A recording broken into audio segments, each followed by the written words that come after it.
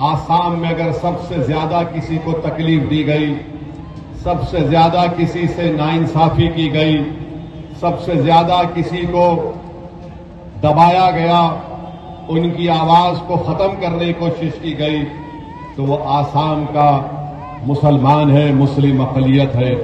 मगर अल्हम्दुलिल्लाह अल्लाह ने AIUDF को आपके लिए एक नेमत बनाकर भेजा। आपने, हमारे बुजुर्गों ने जुल्म को सहकर, जेलों की सोबतें बर्दाश्त करके, पुलिस की गोलियां खाकर, अपने बच्चों को यतीम होता देखकर भी आपने AIUDF को एक ताकत बख्शी है।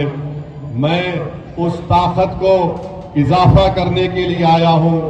मैं ये चाहता हूं, आपसे गुजारिश करूं, आपके दरमियान में खड़े होकर आसाम के मियां मुसलमानों से भीख मांगूं कि आप मेरी झोली में आपका इत्तेहाद डाल दो।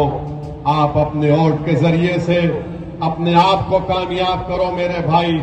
मैं जानता हूं नौगांव में दिसंबर के महीने में 1800 खानदान को जमीन से उनका एविक्शन कर दिया गया। आपका MLA जेल में था, अमीनुल इस्लाम, आपके घर को हटाया गया।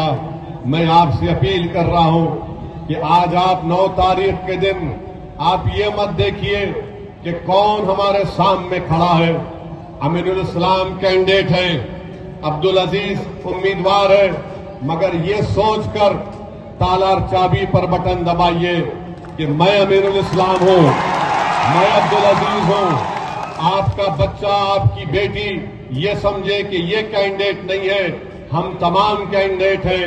हम अपने इत्तेहाद से इनको कामयाब करेंगे, क्योंकि आसाम की असेंबली में अगर कोई लड़ सकता है हेमंत बिस्व शर्मा से, तो कोई कांग्रेस का लीडर नहीं लड़ सकता।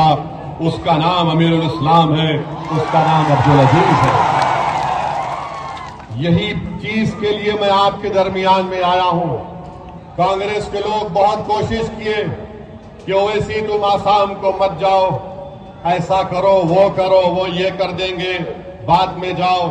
मैंने कहा जब मेरे बड़े भाई मौलाना बदरुद्दीन अजमल को मेरी जरूरत है तो खुदा की कसम मैं जाऊंगा बदरुद्दीन अजमल के लिए और उनका साथ दूंगा। मेरे भाई, अगर जिस्म के किसी एक हिस्से में तकलीफ होती है तो ईमान ये पुकार कर कहता है कि तुम उस वक्त तक मोमिन नहीं है जब तुम एक भाई की तकलीफ को अपने सीने में महसूस नहीं करते हो। मैं आपकी तकलीफ को महसूस करता हूं। आपकी तकलीफ को देखकर मेरे आंख में आंसू भी आ जाते हैं, मगर मैं कभी मायूस नहीं होता हूं, क्योंकि हमारा रब अल्लाह है। हम अल्लाह से उम्मीद करते हैं और अल्लाह इंशाअल्लाह ताला, याद रखो, जिसको आज कमजोर समझकर जालिम जुल्म कर रहा है, जिसको कमजोर समझकर उनको घर से निकाला जा रहा है, तारीख ये बताती है कि जिन्होंने अल्लाह की रस्सी को मजबूती से थाम के रखा, जिन पर जुल्म किया गया है, तुम मेरे अल्फाज लिख कर रख लो, एक दिन आएगा यही मियां होंगे और तुम्हारे सर पर इज्जत का ताज रखा जाएगा, इख्तियार तुम्हारे हाथ में आएगा इंशाअल्लाह ताला। मेरी अल्लाह से दुआ है कि अल्लाह मुझे जिंदा रखे कि मैं वो दिन देख सकूं जब जालिम नीचे होंगे और मजलूम ऊपर खड़े होकर इख्तियार संभालेगा इंशाअल्लाह ताला। तो मेरे अजीज दोस्तों और बुजुर्गों, इत्तेहाद को मजबूत करिए। कांग्रेस पार्टी कुछ नहीं कर सकती। आप जानते हैं कि तरुण गोगोई के जमाने में ही ये तमाम डिटेंशन सेंटर बनाए गए।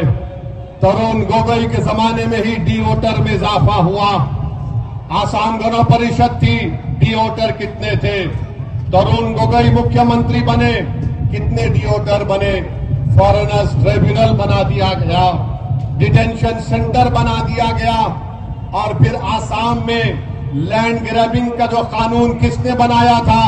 यही कांग्रेस ने बनाया था, जिसको आज यहां पर हेमंत बिस्व शर्मा इस्तेमाल करके हमको बेघर कर रहा है। हर बीमारी की जांच कांग्रेस करती है और बीजेपी उसको बहुत आगे लेकर चले जाती है।